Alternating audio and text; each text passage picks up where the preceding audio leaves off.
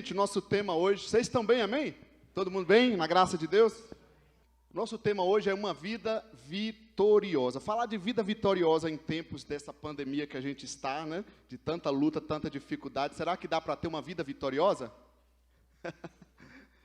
Né? Será que é um triunfalismo? Que é isso que eu quero falar hoje aqui com vocês. O que poderia ser uma marca de uma vida vitoriosa, né? Na minha época, eu assistia muito o Tio Patinhas, tem uma imagem aí, quem se lembra do Tio Patinhas? Eu sei que vocês vão me achar velho agora, né? Os adolescentes, principalmente. Né? Lembra que a gente assistiu o Tio Patinhas e quando ele pulava lá naquele rio de moedas, assim, a gente ficava tudo babando aquele negócio, né? Mas o que é uma vida vitoriosa? É muito dinheiro, né? É claro que a gente precisa de dinheiro, sem dúvida, né? A gente luta, a gente precisa sobreviver, mas será que vida vitoriosa é ser milionário, é ter muito dinheiro? Hoje em dia, passo mais uma outra, a turma da ostentação. Olha para você ver como é que é interessante o quadro social, que nós temos um estilo musical funk da ostentação. Então já está dizendo mesmo que está ostentando, né?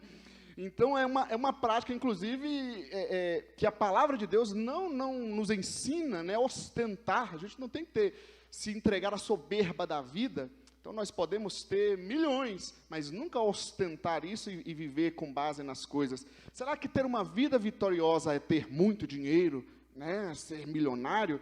Ou ainda, tem uma outra imagem aí, será que, para os jovens aí, uma vida vitoriosa é ser o garanhão, ou a mulher, a pegadora, né? O galã e a galoa. O que é uma vida vitoriosa? Quando a gente é jovem, né, no mundão, pelo menos, eu vim daquele mundão, a turma se fala muito do quê? Você ficou com quantas? Tem músicas seculares, eu sei que às vezes você não ouve, e por isso às vezes a gente não sabe o que as pessoas estão perguntando, né? Músicas que dizem, eu beijei essa, beijei aquela, o importante é ficar com todos.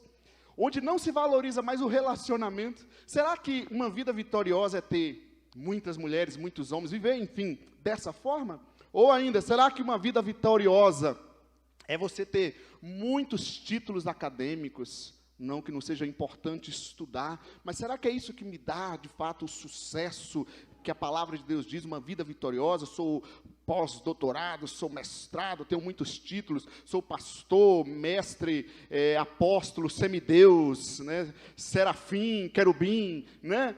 Será que é isso? São os títulos que nos dão uma vida vitoriosa? Na vida social, tem aquelas pessoas que são arrogantes, então, quando ela está diante de alguém, ela quer humilhar, ela diz assim, você sabe com quem você está falando? Né? Olhando que o título dela, aquilo que ela está dizendo que ela é mais importante do que as outras. E não é assim, como a pastora Márcia estava falando aqui no início, chegou a conhecer, a gente tem que se conhecer, mas a gente é simplesmente membros desse corpo. Cabeça aqui é só Jesus Cristo, não é verdade?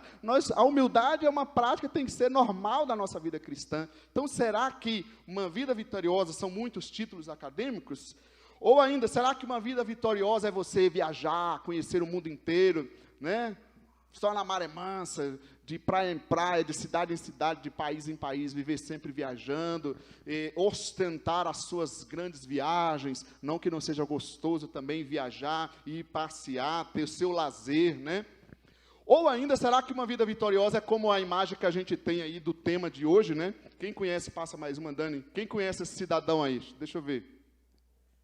Ok, algumas pessoas só, né? Aconteceu as Olimpíadas, está acontecendo agora as Paralimpíadas, né? Esse é o surfista, Ítalo Ferreira, né? Eu consegui ver depois a cena dele, dá até vontade de aprender a surfar, né? Mas Brasil é ouro pela primeira vez. A gente viu Medina, né? Que é ali de Marizias, que é conhecido aí.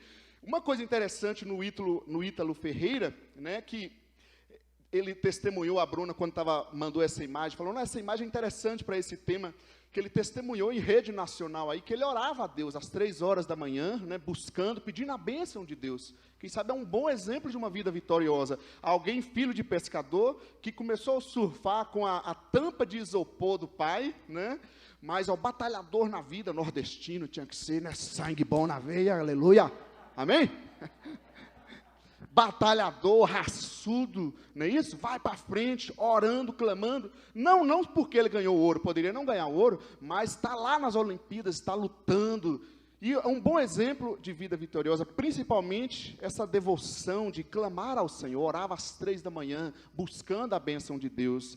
Mas eu quero não ficar somente nesse bom exemplo de vida vitoriosa que é o Ítalo Ferreira. Eu quero ler com você o texto de Hebreus, capítulo 12, versículo 1 ao 3. Então, abre na sua Bíblia, ou na sua Bíblia eletrônica.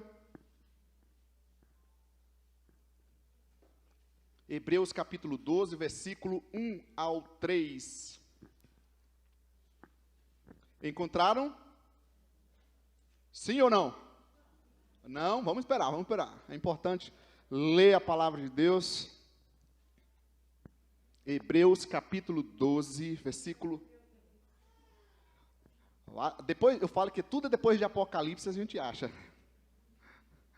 Hebreus capítulo 12, versículo 1 ao 3. É por isso que eu não projeto o texto principal aqui, para a gente não perder a prática de procurar, né? A Bíblia eletrônica é complicada, porque a gente vai lá e vê tudo ali no eletrônico, né? Encontraram agora, amém? Diz assim a palavra de Deus, gente. Portanto, também nós, uma vez que estamos rodeados por tão grande nuvem de testemunhas, livremo-nos de tudo o que nos atrapalha e do pecado que nos envolve, e corramos com perseverança a corrida que nos é proposta, tendo os olhos fitos ou fixos em Jesus, autor e consumador da nossa fé. Ele, pela alegria que lhe fora proposta, suportou a cruz, desprezando a vergonha, e assentou-se à direita do trono de Deus. Pensem bem naquele que suportou tal oposição dos pecadores contra si mesmo, para que vocês não se cansem nem se desanimem. Amém? Olhando para esse texto, uma vida vitoriosa é marcada, em primeiro lugar, por referências. Ou, se você preferir, por inspirações, referências. Versículo 1 diz: portanto, também nós, uma vez que estamos rodeados por tão grande nuvem de testemunhas. Vamos entender isso. Portanto, a conjunção aqui, gente, está ligando ao capítulo 11. Daqui a pouco a gente vai citar alguma coisa do capítulo 11, né? Portanto, ele está trazendo essas referências do capítulo 11. Nós estamos rodeados. Em primeiro lugar, veja que o autor aqui, que a gente não sabe quem que foi, alguns dizem que pode ter sido alguma mulher, né? Porque no final do livro, o autor de Hebreus fala que ele escreveu em poucas palavras, 13 capítulos, né? Então, para falar tão pouco assim, só as nossas mulheres, né? Pode ser bem, ou pode ter sido o apóstolo Paulo. Brincadeira, gente, isso não é preconceito, não, amém? Ninguém vai me processar. É que as mulheres falam muito melhores do que os homens, amém? Quanto mais tentar justificar, pior o negócio, né? Eu vou parar. Nós que estamos rodeados, o autor se aplica ao texto. Olha que coisa importante. Sempre que nós lemos a palavra de Deus, você tem que colocar parte disso. Nós que estamos rodeados, nós não estamos aqui pregando para você, eu estou pregando para nós mesmos. Nós que estamos rodeados. Outra informação aqui, uma vez que estamos rodeados por tão grande nuvem de testemunhas, ele está ciente disso.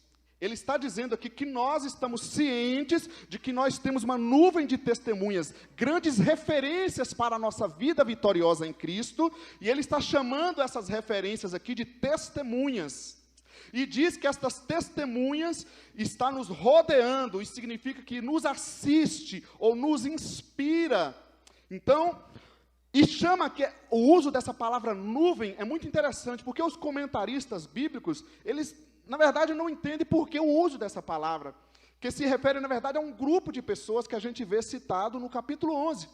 Agora, uma coisa que eu penso, e eu acho muito interessante aqui, minha observação, como é que o povo de Israel caminhava pelo deserto?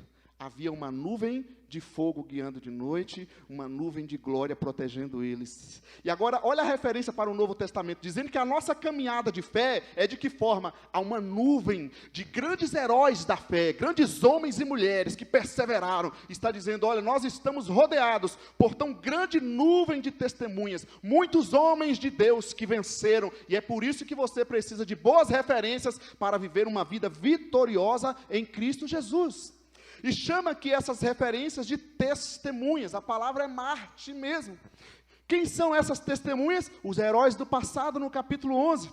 O livro de Hebreus, gente, faz sempre uma comparação entre a antiga e a nova aliança, Moisés e Jesus Cristo, mostrando que a nova aliança, a obra de Jesus Cristo é maior que a velha aliança e maior que a obra de Moisés.